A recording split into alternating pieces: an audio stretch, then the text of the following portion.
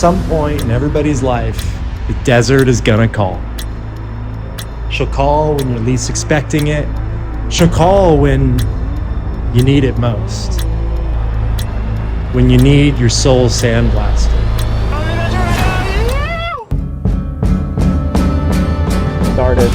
We embarked on a journey into the high desert of California. Moto rides, cracked some cold beers, and that is exactly what we all needed. We became desert rats. We became the sand. 5 days out there, day and night, blasting the soul.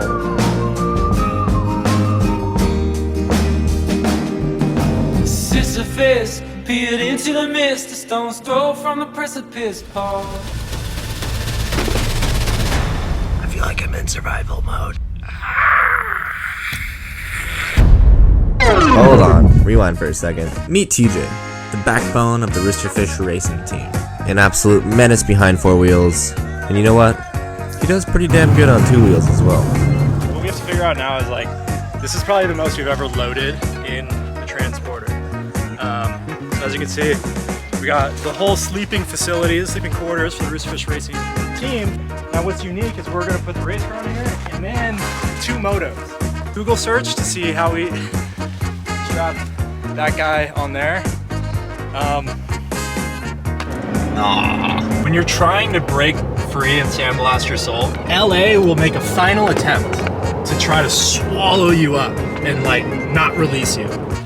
TJ bought a new dirt bike. She needed some work, but damn, she was pretty. We loaded him up and jumped right back on the road. Meet Jeffy, a true legend in his craft. Jeffy's taken the race car apart multiple times, and let's just say, we wouldn't be out here racing if it wasn't for him. So Jeffy, we thank you for all you do. We're here at Jeffy's Corona, and we just got the bikes strapped in. TJ just picked up his Honda XR 400. Jeffy put a lot of love into Jimmy, getting him ready for the next race. We got him turned on, hooked up on the trailer, tied down, and we're off, headed to the sand. After a quick pit stop for food, of course, and yeah, the trailer didn't fit through the drive-thru, so we walked. TJ's bike. She didn't want to start. We think it's a carburetor problem. You know, we know it's a carburetor problem. We cozied up next to the fire and got ready for the morning. So California has a rich off-road racing history and been doing it for a really long time. This has been taking place since the early 70s. So we're talking about a little bit north of Palm Springs and Joshua Tree. And Lucerne Valley itself offers some of the most punishing terrain you're gonna find stateside. You know, and the great thing about the 5 and Dime race is that we podiumed last year. Took that check to the bank. You know, for us, this is all about the competition that comes out. So this is a money race. It draws a lot of competitors because of the money, and quite frankly, that's the only reason we do it, is for the money, right? But on a serious note, we come here for the competition, and it's the best way to kind of test our overall speed, ranked up against some of the best competitors in our class, which is class 10. So that's kind of the series and the reason why we're here. It's time we learned the course. The boys slept in, Byron made breakfast. TJ got his bike running, but you know what? That fuel leaking out can't be right. A problem for another day. Nose is super dry, lips are battered. Desert's taking its toll. We've only been here 12 hours. We got out of the bowels of LA. Yeah, that's always hard. We escaped its stranglehold. And then you get out here, and it's like your body fights you right away. Day by day. So what's the plan? Okay, so the plan. So the plan...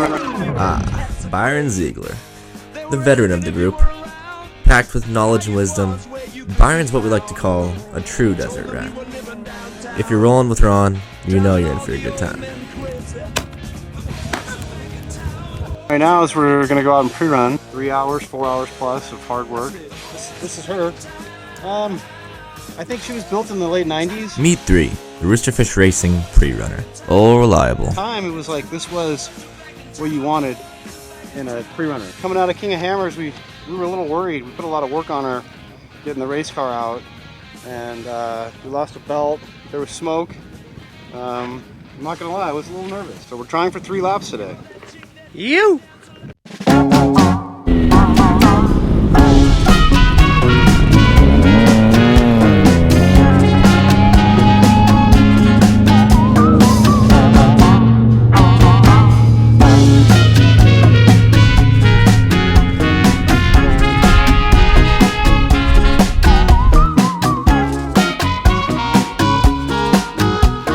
"50 miles down, the boys finished lap 1.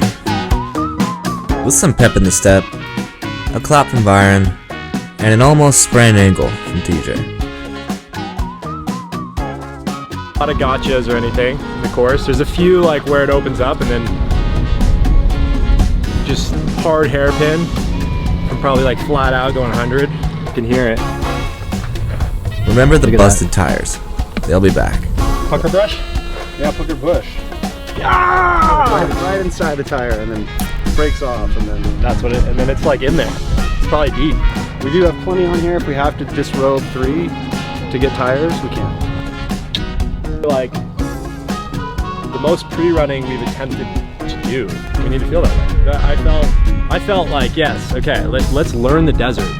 Alright, got some energy, got a protein bar.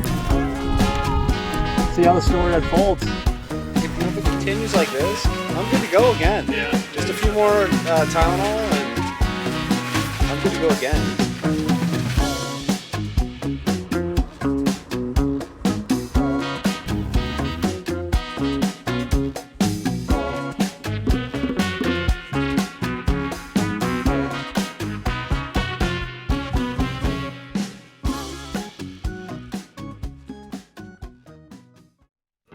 Ah, at last. The boys' favorite parts of the evening. The sunset run. Beautiful views, 2 friends, a whoopee desert, and a small bit of idea of where the hell we were going. Keep in mind, we're in the high desert of California. But TJ, he found a way to encounter a flood. He kicked once, he kicked twice, but what he did not get was any sort of start. I raced back to camp to find Byron. We hopped in 3 and went out to find him, panting, sweating, and in need of a beer. Give us a rundown what happened an hour ago. As Tim would say, I got clipped. Just getting a simple shot, you know. Timothy wanted to shoot sunset. He wanted to get the shot. So I come over the hill, and there's like the rock at the top. Yeah. So I was going on it backwards, and like he was following me with the drone. And then I went just over the middle and went over that rock thing. So I jammed on the brakes and it stalled. Well,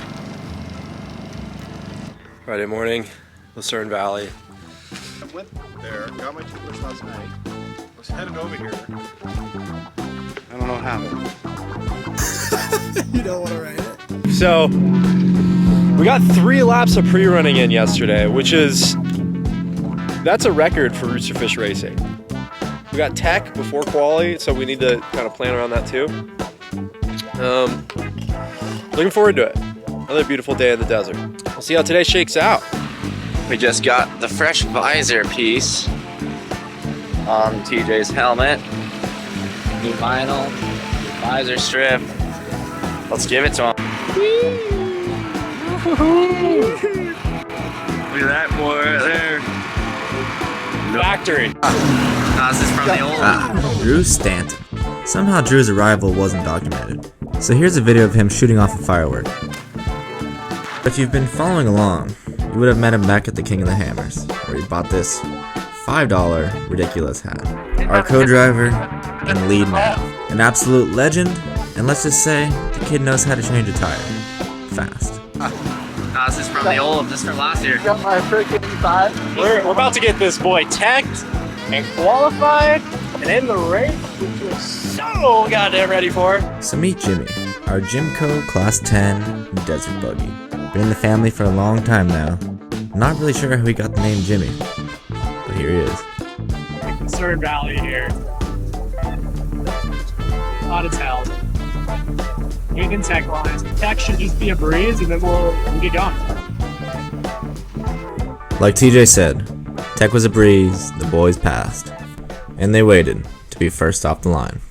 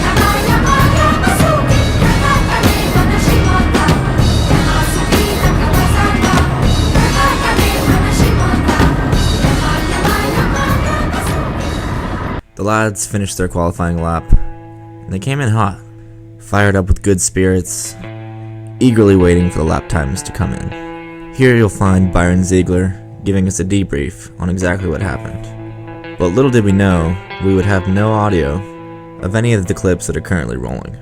So let me just go ahead and give you a debrief. They were first off the line with no dust in their faces. They pushed hard, and as you can see, TJ wasn't too happy with the result.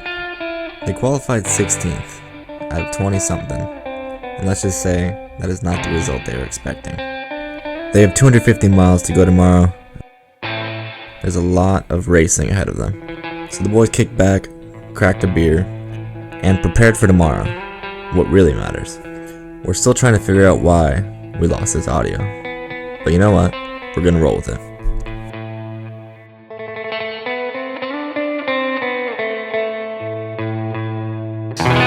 We're gonna do eggs, bacon. Race day. This is day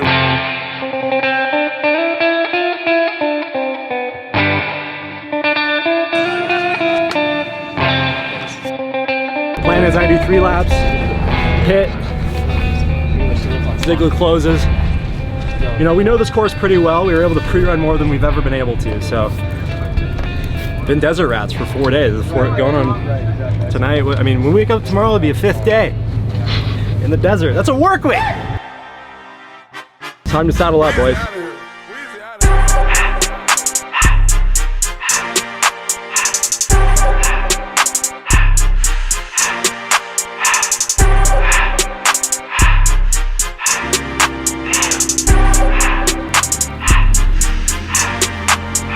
1 o'clock right now. Race officially starts at 1:30. Staging at 1:15. I think the boys are ready to go. I'll be excited when he gets here.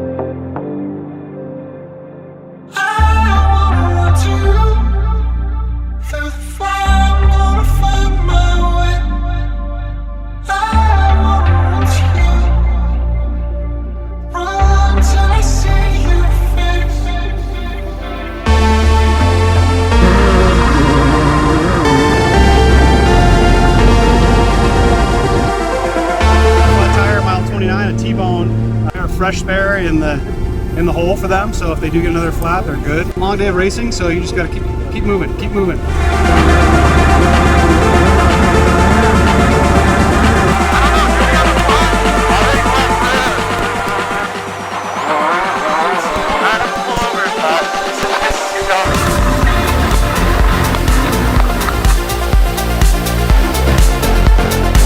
Stopped at mile 10. He's off track. He's over here now.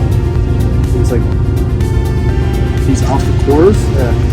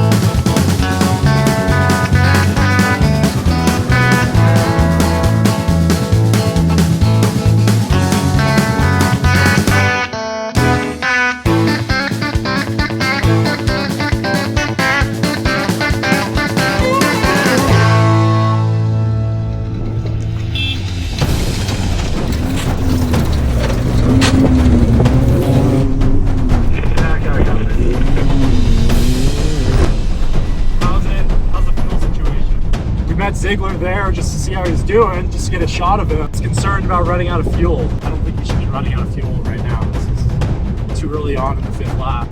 See what we can do. The whole team's getting involved here. Timmy almost got ran over. You'll see it in the video. Clipped, almost clipped, dude. He thought like he was in his way or something, but no, he was like, you know, he was waving. He was trying to flag us down, obviously. We went out there to get a shot of Byron. Little did we know he was almost gonna run us over, as he thought he had a fuel problem.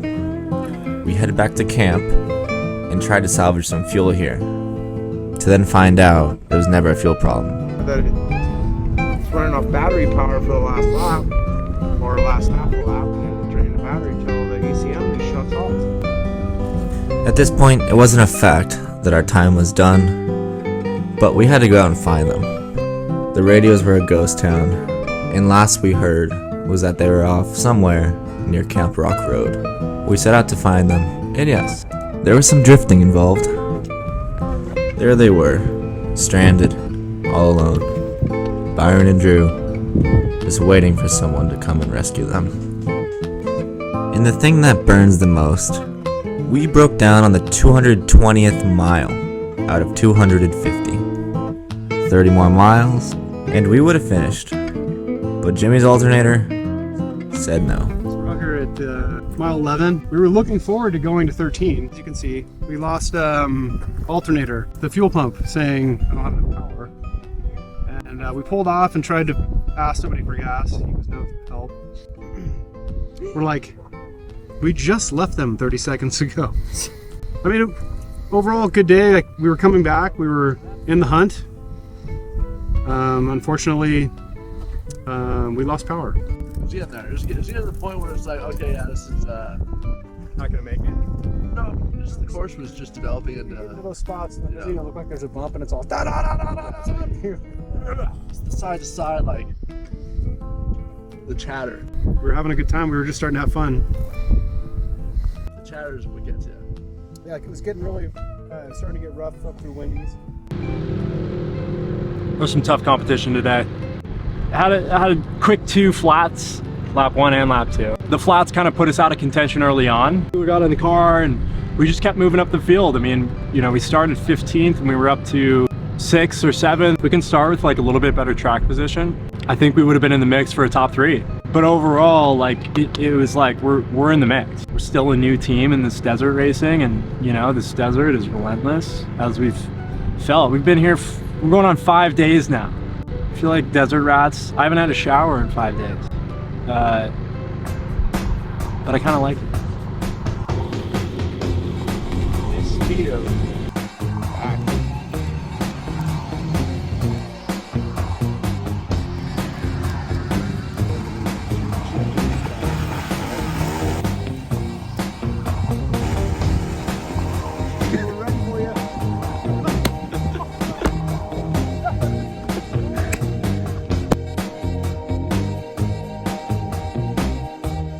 What'd you find? Strangest thing.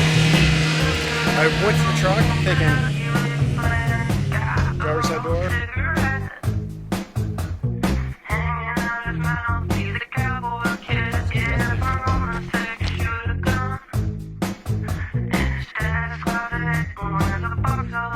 Back is broken, man. From sleeping like this?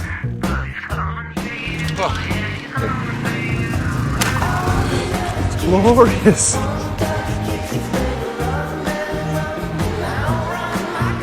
Figured out if you were sitting in the passenger seat, you could reach your foot up underneath the dash and the linkage went across. You could do the throttle from the passenger seat. And you just freak the other dude out. And you just going flying up to an intersection, you just hold the gas. And you, And then we figured out if you would go down the neighborhood, dude, and you just hold it pinned and you just have it on the rev limiter and you shut the ignition off, it would backfire so loud it sounded like gunshots. Just ba-boom, ba-boom, ba-boom.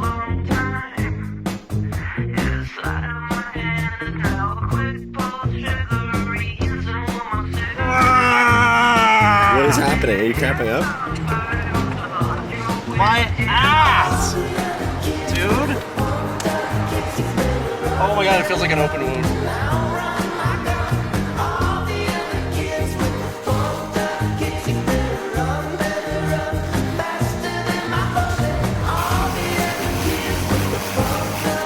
Busy-ness Racing is home at last. See you in the next one. If you're still here right now, you've made it a long way. And we want to personally thank each and every one of you for following along on our journey. Please go ahead, give us a like, give us a share, and make sure that you subscribe. There's a lot more coming. Desert races, moto rides, garage builds. You may even find us at the Baja 1000. You're not going to want to miss it. Roosterfish Racing, signing off.